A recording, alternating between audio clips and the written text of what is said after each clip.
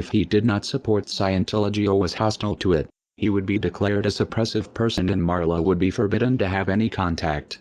At the least he was being handled. As this video shows, Kent Snyder worked regularly and closely with CCHR, actively promoting legislation favorable to them.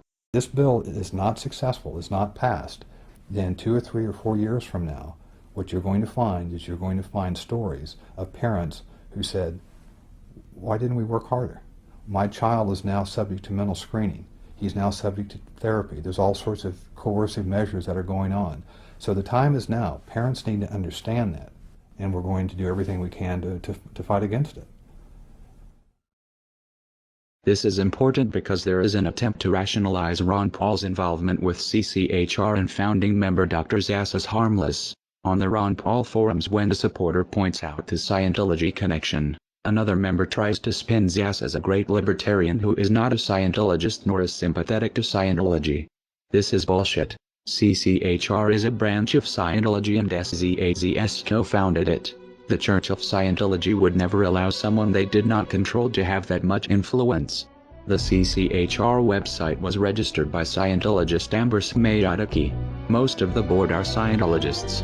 Zass denies being a Scientologist. A representative writes, sharing this battle does not mean that Dr. Zass supports the unrelated principles and causes of any religious or non-religious organization. This can be true working with most organizations, but as we have shown, Scientology does not work this way.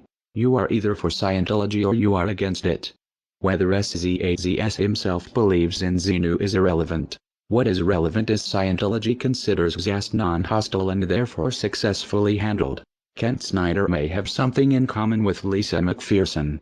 His involvement with the cult might have killed him. Like Zass, Scientology believes in an extreme version of personal responsibility. That disease is a result of body thetans and it is the Scientologists' fault for not trying hard enough to clear them.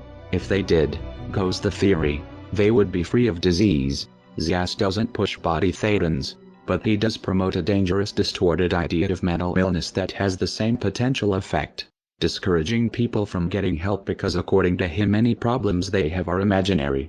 The CCHR was created in 1969, founded by the Church of Scientology and by famous renegade psychiatrist Dr. Thomas Zass.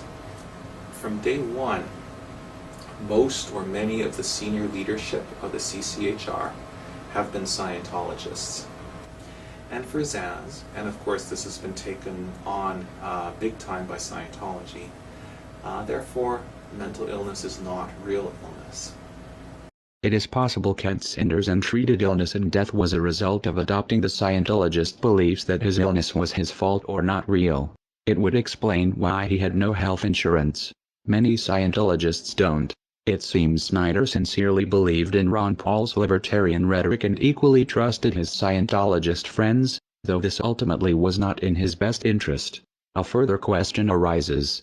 How many of Scientology ideas are influencing Ron Paul's campaign for liberty through CCHR and Zass? The Scientology connection to Ron Paul has been noted